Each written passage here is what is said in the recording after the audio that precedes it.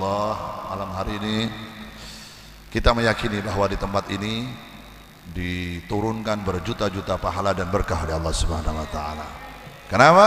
Karena satu solawat kita diganjar 10 rahmatnya Allah Subhanahu wa taala. Malam hari ini bukan 1-2 orang yang baca solawat, tapi ribuan orang membaca solawat. Kalau satu orang bersolawat diganjar 10 rahmat, berarti berapa juta nih malam hari ini turun di tempat ini rahmat, pahala, berkah dari Allah Subhanahu wa taala. Oleh karenanya siapapun yang hadir di majelis solawat, gunakan kesempatan ini sebaik mungkin. Dengan cara apa? Satu, hadirkan diri kita dan hadirkan ruh kita juga di majelis ini. Bukan hanya hadir, tapi juga khudur. Nek hadir niku secara menungsone tok, tapi nek boten hudur, wonge wonten teng mriki, pikirane wonten teng mriku-mriku, boten teng mriki.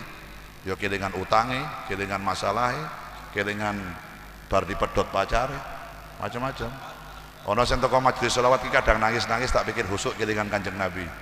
Darone jebule baru diputus sama pacarnya. Nek ora bar ditikung karo koncone. Ya kan zamannya kata nggih. Yang ngerasa silakan. Yang ngerasa tawasin dapatnya selompia 500 monggo. Yang dingin sedaya.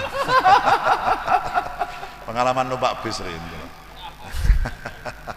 Jadi kenapa? Kadang ada orang hadir di majelis sholawat, orangnya ada di sini, tapi hatinya dan jiwanya nggak ada di sini. Kenapa? Dia mikir macam-macam, sayang eman-eman. Dikatakan oleh para ulama kita, kalau jenengan hadir di majelis sholawat, dikatakan oleh Nabi Muhammad, bahkan hadisnya Nabi, kalau kau datang di majelis, di situ dibacakan dzikir kepada Allah dan sholawat pada Nabi Muhammad, maka farta'u, nikmati itu dengan cara apa? Cari bagaimana caranya kita betah berada di majelis itu. Carilah caranya dan hindari sesuatu yang membuat kita nggak betah di tempat itu. Nopo? Sumama HP. Kalau sekiranya HP itu membuat kita nggak betah di majelis sholawat, matikan HP-nya. Setelah majelis sholawat selesai, setelah doa baru nyalakan lagi HP-nya. Kenapa? Eman-eman, sayang, karena mumpung kita dikasih oleh Allah hadir di majelis yang baik seperti ini. Kenapa? Karena amalan umatnya Nabi Muhammad yang pasti diterima, tidak ditolak oleh Allah adalah mau sholawat. A'maluna bainal qabuli waruddiha illa sholah ala nabi. Amal ibadah kita yang lain bisa diterima, bisa ditolak, kecuali membaca sholawat. Ngerti orang ngerti tetap ditompo, husuk orang husuk tetap ditompo, ikhlas orang ikhlas tetap ditompo. Mau sholawat. Baca sholawat gak ikhlas aja dapat ganjaran pahala, apalagi kalau ikhlas. Mumpung kita hadir di majelis yang mulia seperti ini, gunakan kesempatan sebaik-baiknya. Kenapa? Karena umur manusia nggak ada yang tahu. Karena kita besok masih hidup atau enggak kita enggak tahu, atau besok kita masih jadi ahli sholawat atau na'udzubillah min dzalik kita membenci majelis sholawat, kita enggak tahu. Mumpung Allah menghadirkan kita di majelis yang mulia seperti malam hari ini, gunakan kesempatan sebaik-baiknya. Untuk apa? Memperbanyak baca sholawat pada Nabi Muhammad. Karena dawai Kanjeng Nabi, manusia nanti umatku yang paling dekat dengan diriku di hari kiamat adalah yang paling banyak baca sholawatnya kepada diriku. Shallu ala Nabi Muhammad. Makanya ada beberapa ulama yang mengatakan Nabi Muhammad itu adalah paling penting di antara yang penting. Paling penting di antara yang penting, paling utama di antara yang utama Nabi Muhammad. Kenapa? Karena pintu kita untuk dapat ridhonya Allah hanya ridhonya Nabi Muhammad. Pintu kita untuk dapat masuk surganya Allah lewat Nabi Muhammad. Passwordnya cuma satu, Muhammad Rasulullah sallallahu alaihi wasallam. Nek jenengan pun dikenal Nabi, dicintai sama Nabi, pasti dicintai sama Allah. Tapi kalau anda tidak dikenal oleh Nabi, nggak dicintai sama Nabi, mustahil dapat rahmatnya Allah Subhanahu wa taala. Kenapa? Karena Allah itu akan memberikan rahmatnya kepada umat Nabi yang ada namanya umatnya Nabi di dalam hatinya Nabi Muhammad sallallahu alaihi wasallam. Karena hatinya Nabi Muhammad tempat Allah memandang rahmatnya kepada umatnya Nabi Muhammad sallallahu alaihi wasallam. Oleh karena itu berlomba-lomba, ayo jenengan iki sebagai umat Nabi Muhammad, kalau anda sadar anda belum punya modal untuk masuk surga, sholatku ya pas-pasan, posoku ya Senin Kemis. Posone Senin Kemis, Ramadan ndak poso tapi. Sik seneng glendengi wong, apa glendengi? Ngerasani wong. Sik seneng ngerasani wong, masih seneng membuat hoak, masih seneng buat perpecahan, seneng nek delok dulure nggak akur, seneng nek delok wong nggak akur. Kerjanya di dunia ada orang seperti itu banyak. Sudah tahu kalau kita nggak punya modal untuk masuk surga, ayo kita cari modal dengan cara apa? Dengan cara memperbanyak sholawat agar apa? Agar namamu berada di dalam hatinya Nabi Muhammad. Karena sholawat ini juga memberikan orang apa? Pintu hidayahnya Allah juga dari membaca sholawat pada Nabi Muhammad SAW. Kenapa Nabi Muhammad lebih penting dari yang penting? Karena dulu pernah ada satu zaman Nabi Muhammad, ada salah satu sahabat bertanya kepada Rasulullah, ya Rasulullah, kaifa akuna mu'minan shadiqan ya Rasulullah, bagaimana caranya agar saya menjadi mukmin yang sejati? Sahabat bertanya, bagaimana caranya ya Rasulullah agar saya menjadi mukmin yang sejati? Jawabannya Rasulullah, selagi kau mencintai Allah Subhanahu wa taala. Lalu ya Rasulullah, selagi kau mencintai utusannya, sinten? Baginda Nabi Muhammad sallallahu alaihi wasallam. Jadi pintunya Nabi Muhammad. Rasulullah, kalau jenengan langsung ingin masuk ke dalam pintunya Allah Subhanahu wa taala, ketoke ndak ana potongane, ndak ana modele. Kecuali apa? Kecuali kita wali-walinya Allah, kecuali kita orang soleh, kecuali kita orang yang alim. Model-model seperti guru-guru kita itu sudah begitu dimakamkan masuk dalam alam kubur, tidak pakai ditanyakan man rabbuka man nabiyuka lagi sudah. Kenapa? Rasulullah langsung gandeng di dalam alam barzahnya, langsung dipegang sama Rasulullah, dibawa ke dalam surganya Allah Subhanahu wa taala. Sakit bet? Ya sakit, karena Allah tidak mungkin menolak permintaannya Nabi Muhammad SAW. Apapun yang dipinta oleh Nabi Muhammad pasti dituruti oleh Allah Subhanahu wa taala. Kenapa? Karena manusia yang satu ini, manusia dan makhluk yang paling dicintai oleh Allah Subhanahu wa taala. Barang siapa menyakiti Nabi Muhammad, berarti menyakiti Allah Subhanahu wa taala. Barang siapa membahagiakan Nabi Muhammad, berarti membuat bahagia Allah Subhanahu wa taala. Nabi Muhammad paling utama. Dan ganjarannya orang baca sholawat, ganjarannya uang cinta kalau kanjeng Nabi, dawai kanjeng Nabi nopo? Anta ma'aman ahbabta. Nabi Muhammad, bagaimana nasib kami di akhirat nanti? Jawaban Nabi simpel, anta ma'aman ahbabta. Kamu di surga, di akhirat akan dikumpulkan oleh Allah dengan orang yang kau cintai tatkala kau hidup di dunia. Kalau kau cinta dengan Rasulullah, tempatmu di akhirat dengan Nabi Muhammad. Kalau kau cinta dengan pemain sinetron, maka tempatmu di akhirat dengan pemain sinetron. Kalau kau cinta dengan Cristiano Ronaldo, maka surgamu ono gawange nggo latihan bal-balan nek mlebu surga kan ngeten niku.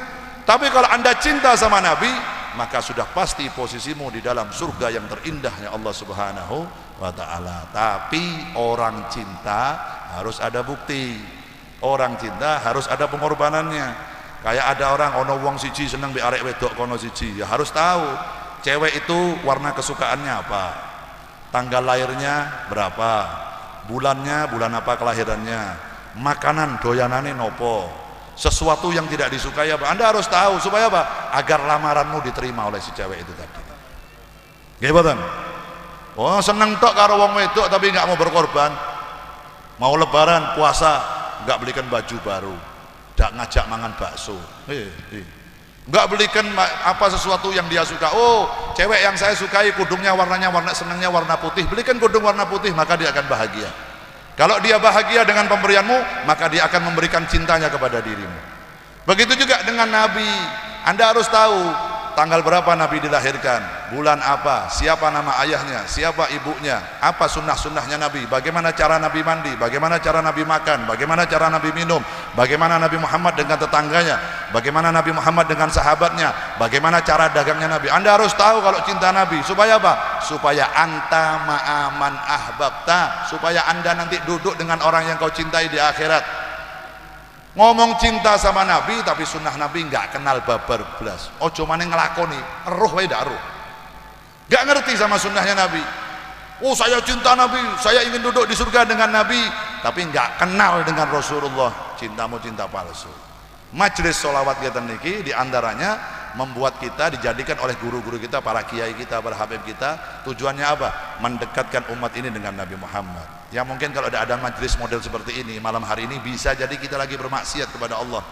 Kalau ada perkumpulan seperti ini malam hari ini, bisa jadi kita lalai dengan Allah, bisa jadi kita lalu membuat dosa kepada Allah. Tapi berkatnya ada majelis sholawat seperti ini, masya Allah, alhamdulillah, semua orang sholawat pada Nabi, semua orang berzikir kepada Allah, semua orang ingat dengan dosanya, semua orang butuh syafaat Nabi dengan cara apa? Mengharap-harap, ya Rasulullah, ya Nabi, salam alaika ya Rasul salam alaika ya Habib salam alaika salawatullah alaika. Semuanya begitu ada majelis ini, mau kiainya, mau habibnya, mau santrinya, mau TNI-nya, mau Polri-nya, mau pejabatnya, mau rakyatnya, semuanya begitu berada di benderanya Nabi Muhammad, semuanya sama kalimatnya, ya Nabi salam. Nggak ada yang sombong, semuanya mengharap syafaat Nabi.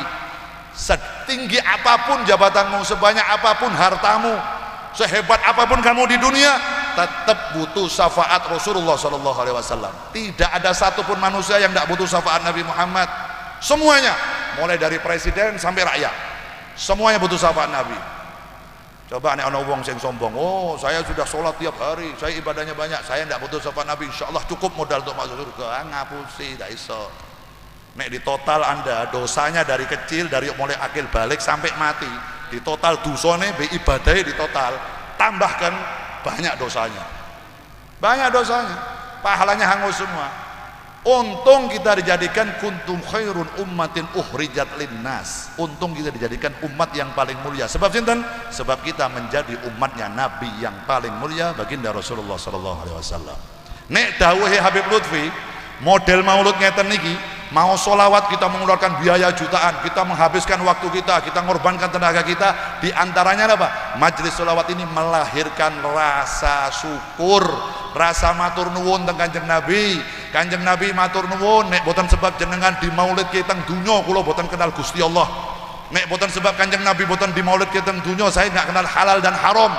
Kalau tidak sebab maulidnya Nabi Muhammad, saya nggak bisa berbakti pada orang tua. Kalau bukan sebab maulidnya Nabi Muhammad, saya tidak mungkin diselamatkan oleh Allah Subhanahu wa taala. Jenengan kalian kula selamat dunia akhirat sebab kita menjadi umatnya manusia yang paling mulia, baginda Rasulullah sallallahu alaihi wasallam. Nah niki selawatan niki matur nuwun Kanjeng Nabi, matur nuwun Kanjeng Nabi. Sebab jenengan insyaallah kula mlebet swarga. Allahumma amin. Maka entar lagi tanggal 30 Oktober di Pekalongan Habib Lutfi akan mengadakan Maulud Akbar. Setiap tahun ada maulud di situ. Di Pekalongan yang dihadiri lebih dari 100.000 umat. Tahun kemarin aja yang hadir 250.000 orang di Pekalongan. Habib Lutfi kalau maulud nggak mau macam-macam, nggak mau neko-neko. Apa? Belikan kambing yang paling bagus, sing paling apik, kangge sinten? Kangge tamune Kanjeng Nabi. Tukoke beras sing paling apik, sing paling larang, kangge sinten? Jamu tamunya Nabi Muhammad. Lalu beliau minta apa? Tolong belikan saya baju putih yang paling bagus, yang paling keren. Buat apa? Untuk menyambut Rasulullah sallallahu alaihi wasallam. Jadi nek model habaib para kiai, para ulama kita min ahlus sunnah wal jamaah, nek maulutan itu ora tau hitung-hitungan. Kenapa? Karena jasanya Nabi Muhammad terlalu besar untuk kita. Berapa miliar pun yang kau keluarkan biaya untuk membahagiakan Nabi Muhammad belum cukup untuk membalas jasanya Nabi Muhammad sallallahu alaihi wasallam. Di antaranya apa? Yang paling utama jasanya Kanjeng Nabi ketika beliau mau meninggal dunia. Ketika Rasulullah didatangi malaikat Israel, datang malaikat Israel pada Nabi Muhammad mau mencabut nyawanya Nabi Muhammad, izin teng Kanjeng Nabi, ya Rasulullah, apakah kau ridho, apakah kau sudah mau aku cabut ruhmu karena Allah sudah memerintahkanku. Tapi kalau jenengan boten purun, saya balik kepada Allah. Nek Israel nyabut Kanjeng Nabi pamit riyin. Nek wong kene ndak ono pamit-pamitan. Langsung mlebu, teko tek cek srut mati langsung. Nek Kanjeng Nabi, malaikat Israel pamit. Begitu Rasulullah ngomong, Jibril di Jibril, panggilkan Jibril dulu, mudun Jibril. Begitu malaikat Jibril turun, baru Rasulullah mengatakan, ya Jibril, bagaimana rasanya ketika sakaratul maut? Jawabannya Jibril, kula dereng ngertos Kanjeng Nabi, kula dereng nate mati. Jadi saya belum tahu rasanya mati. Coba tanyakan kepada Musa alaihissalam. Nabi Musa sudah meninggal sekian ribu tahun yang lalu. Terbang Jibril datang ke Nabi Musa. Assalamualaikum ya Rasulullah. Waalaikumsalam. Ono apa kowe tumben mrene maneh? Ono apa jare Nabi Musa? Mboten, saya diutus oleh Nabi Muhammad untuk bertanya, bagaimana rasanya ketika kamu dicabut ruhnya oleh malaikat Israel? Nabi Musa mboten jawab. Terus ngomong loro, mboten. Nabi Musa hanya mengangkat baju bagian belakangnya dan ditunjukkan kepada malaikat Jibril dan malaikat Israel. Apa yang dilihat oleh para malaikat? Ada garis merah di gegere Kanjeng Nabi Musa. Lalu malaikat bertanya, "Nopo niku Nabi Musa?" Ini tanda merah yang ada di belakangku seperti dicambuk seperti itu ketika kau mencabut ruhku sampai hari ini masih bisa aku rasakan rasanya. meninggal sudah ribuan tahun, isik kroso jari Nabi Musa.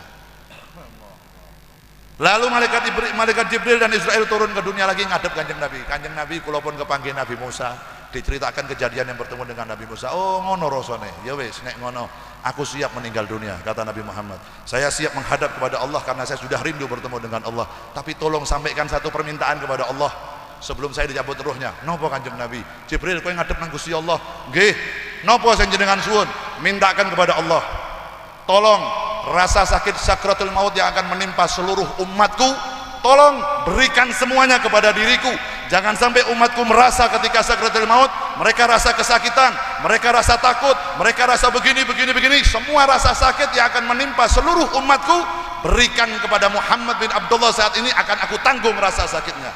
Shallu ala Nabi Muhammad. Ngeten niku Kanjeng Nabi mau meninggal, sing dieling dudu anake dudu bojone. Yang diiling sapa? Jenengan gitu. Wong Simo, wong Bojonegoro yang kadang kita lalai sama Nabi. Yang diingat siapa? Kita orang Indonesia yang kadang kita menyakiti Nabi Muhammad, yang kadang kita bermaksiat dengan sengaja, yang kadang kita menyakiti orang tua kita dengan sengaja.